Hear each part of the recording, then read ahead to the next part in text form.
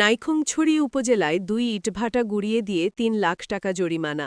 নাসির উদ্দিন বাবু, বিশেষ প্রতিনিধি, আলীকদম, বান্দরবন। নাইক্ষ্যংছড়ি উপজেলার ঘুমধুম ইউনিয়নের রেজু এলাকায় ফরিদ কোম্পানির বিবিএম ব্রিক্স ও শাহরিয়ার মোহাম্মদ বাবুর এসএমবি ব্রিক্স নামক অবৈধ ২ ইটভাটা গুড়িয়ে দিয়েছে সোমবার ১২ জানুয়ারি উপজেলা প্রশাসন ও পরিবেশ অধিদপ্তর বান্দরবন পার্বত্য জেলা কার্যালয়ের যৌথ উদ্যোগে মোবাইল কোর্ট পরিচালিত হয়।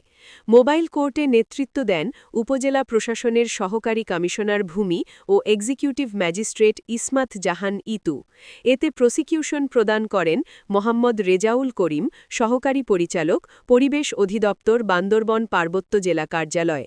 মোবাইল কোর্টে পাহাড় কর্তনের দায়ে বাংলাদেশ পরিবেশ সংরক্ষণ আইন ১৯৯৫ সংশোধিত ২০১০ অনুযায়ী বিবিএম ব্রিক্সকে ১ লক্ষ টাকা ও ২০০০ ঘনফুট জ্বালানি কাঠ জব্দ করা হয়।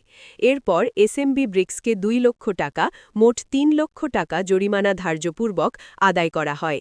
এছাড়া মহামান্য হাইকোর্টের রিট পিটিশন নং ১২০৪/২০২২ আদেশ বলে ও ইট প্রস্তুত ও ভাটা স্থাপন নিয়ন্ত্রণ সংশোধন আইন ২০১৯ অনুযায়ী অবৈধভাবে কার্যক্রম পরিচালনার জন্য স্কেভেটার মেশিন দিয়ে কিলন ভেঙে গুড়িয়ে দেওয়া হয়।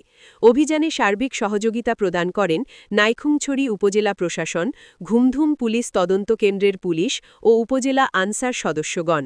পরিবেশ সুরক্ষায় উপজেলা প্রশাসন ও পরিবেশ অধিদপ্তর বান্দরবন পার্বত্য জেলা কার্যালয়ের পক্ষ থেকে এ ধরনের অভিযান অব্যাহত থাকবে বলে সূত্র জানিয়েছেন।